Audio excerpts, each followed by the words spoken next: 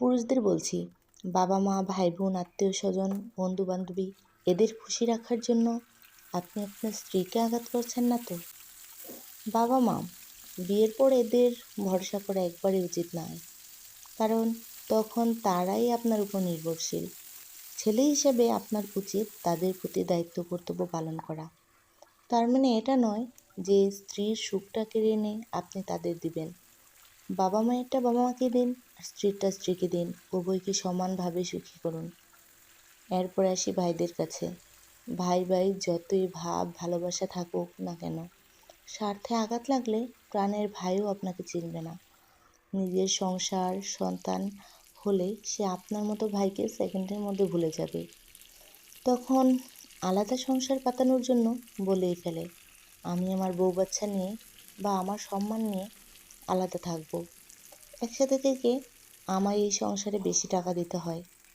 আর সবচেয়ে বড় পয়েন্ট এখানেই, ভাই যতই রক্তের সম্পর্কের হোক না কেন, তার ভালোবাসা কতটা খাঁটি সেটা বুঝতে পারবেন যখন সম্পত্তি ভাগাভাগির কথা উঠবে।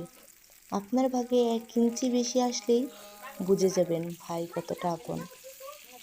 এবার আসি বোনদের কাছে।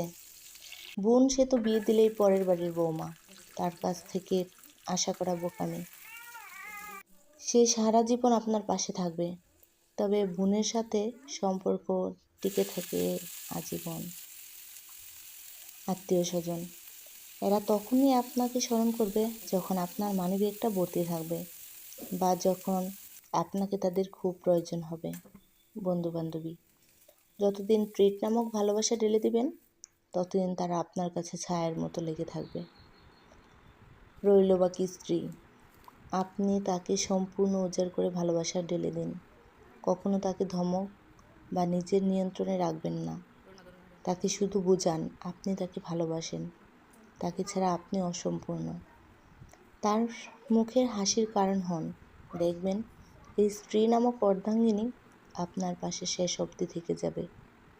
তাই সবাইকে খুশি করতে গিয়ে নিজের অর্ধাঙ্গিনীকে কখনোই আঘাত করবেন না। বারবার বুঝাবেন না যে সে পরের বাড়ির মেয়ে। তাকে বুঝান সব তোমার, এমনকি আমিও তোমার।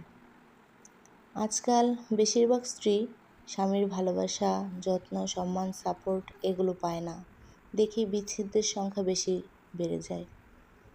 তাই অত্যাচারী পুরুষ না হয়ে বীর পুরুষ হন, আর সেটাও হন নিজের স্ত্রীর জন্য, যেন আপনার স্ত্রী সবার সামনে আপনাকে নিয়ে অহংকার করতে পারে।